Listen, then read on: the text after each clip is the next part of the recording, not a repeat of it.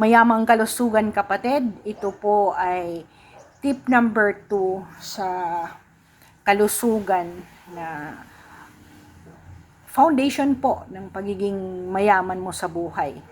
Kasi if you are healthy, lahat po ay magagawa mo to travel, to eat what you want na hindi nakakasama sa kalusugan. But before that, yung aking kahapon na vlog ay nag-focus po ano po ang sinasabi ng Biblia na mga pagkain na hindi natin dapat kinakain, at ibinangga ko po yon sa science na nagpapatunay po na hindi dapat kainin ang mga pork, yung mga shrimps, crabs, yung mga hindi dapat kainin na mga animals and food, kasama na ang dugo sa Biblia. Ngayon, ipagpapatuloy ko po na kung walang affirmation ang science, ang Biblia dapat ang unang reference mo. Kahit nga sa batas ng tao, lahat po ng foundation ng ating batas ay nasa Biblia, di ba?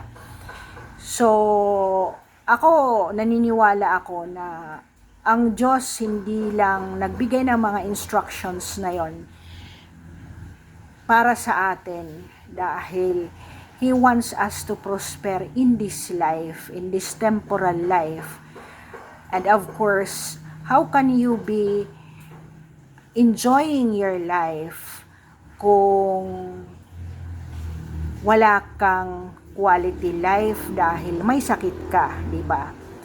And naalala niyo sa isang vlog ko, sabi ko, for 7 months since May this year, ako po ay nagkaroon ng allergies. Namamantal po yung katawan ko, ubo ako ng ubo. And until I had my vacation in Europe last October, ako po ay nag-antibiotic. Parang 3 months na akong off na nag-antibiotic. And I felt bothered by it kasi for one thing, hindi rin ako nakakatulog kung hindi na ako nagtitake ng cetirizine because I'm being bothered by coughing.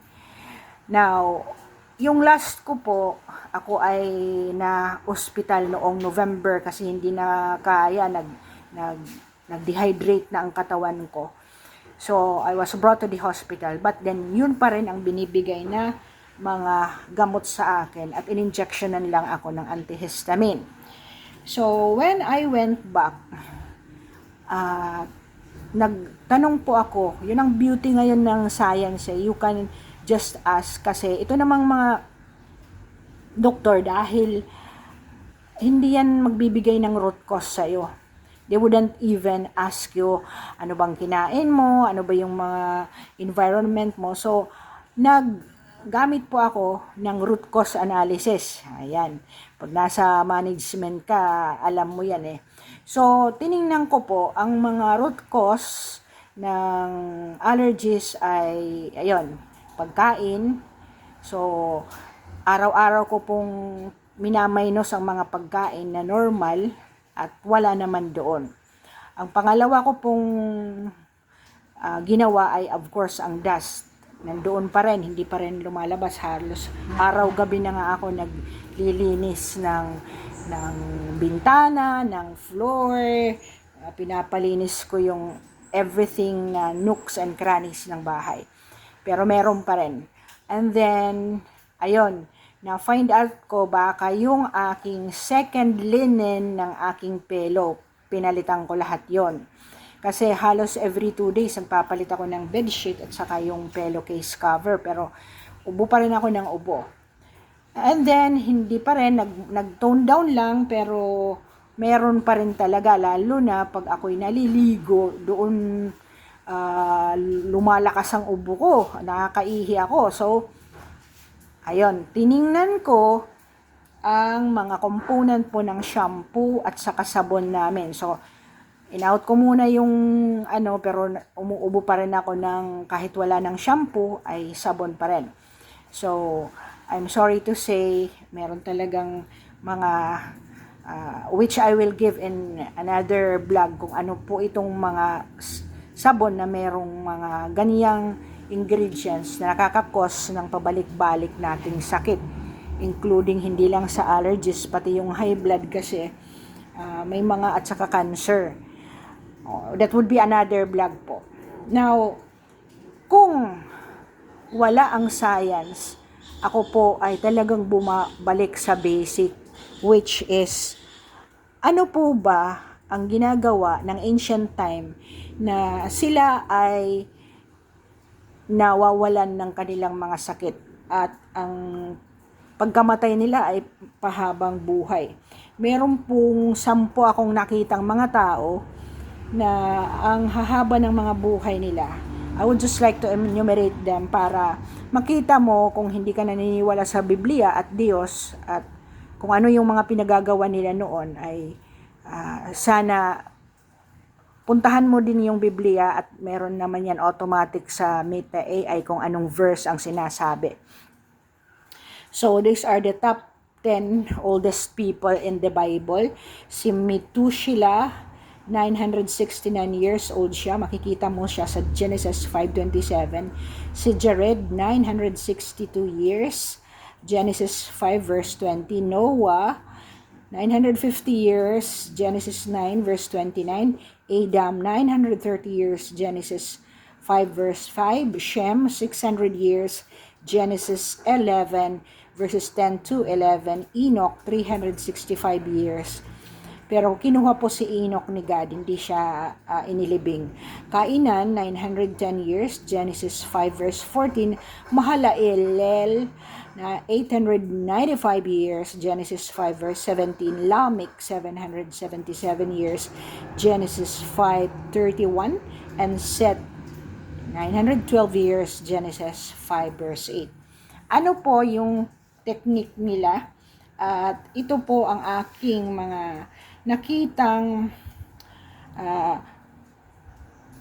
na mga verses kung ano po yung kanilang lifestyle noon. Ang una po ay sila, kahit ano po ang kanilang gawin, ay meron pong salt. It is provided in their kumbaga pagkain na meron po silang salt na inilalagay sa kanilang tubig. So, yun, yung water, yung pagkain nila, siya po ay nilalagyan nila ng salt. Sunod po ay ang exposure to the sun. Yun. So, sila po ay lumalabas at nagpapabilad ng araw.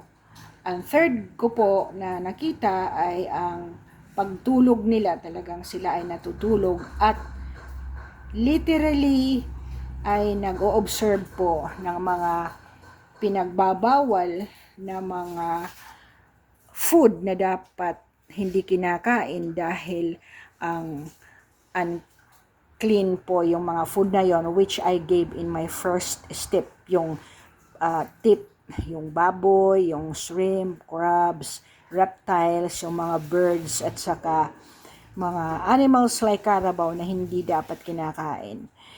So, ang allowed lang po ay iyon ang on top, ang fasting and prayer. Ngayon po ay umuuso po ang intermittent fasting. Ang kulang na lang ay prayer. But in all those ancient practices ay sinasabi po na ikaw ay cleansed. Clean your crown, yung ulo mo, yung face mo, bago ka mag-prayer. So, tama pala yung ginagawa natin sa ating time ngayon na pagkagising mo, dapat mag-prayer ka at dapat may 12-hour fasting ka. So, kung kumain ka sana ng 5 o'clock ng hapon, ay sa 5 o'clock ka na, or the best is 14 hours or 16 hours. Pero sa babae daw, ang maximum na fasting ay dapat 14 hours lang. Ang lalaki pwede hanggang 16 hours. But there are some advocates na 24 or 1 meal a day. Pero ayokong i-recommend yon kasi baka mag-deplete ang nutrients mo at hindi ka. Pero ang unang findings ko sa aking pananaliksik ay totoo pala yung aking practice na hindi ka dapat drug dependent ng mga against diabetic na mga gamot na yan at saka sa high blood at lalo na yung cancer. At ito po ang ating next paksa tomorrow, how can you reverse illnesses including cancer, dahil makikita mo po sa literature ngayon at kahit ikaw po kung ikaw ay may duda sa sinasabi ko, pwede ka pong mag-research on how to reverse na hindi ka magtitake ng mga gamot na yan kahit sa mga online. Huwag kang magtitake nyan. Okay, salamat sa pakikinig and we keep on focusing on health is wealth. Ilang segments po din ito bago po ako pumunta doon talaga on how to build an anchor of wealth. Meantime, mag-focus muna tayo that ang pundasyon po ng kayamanan ay nasa kalusugan.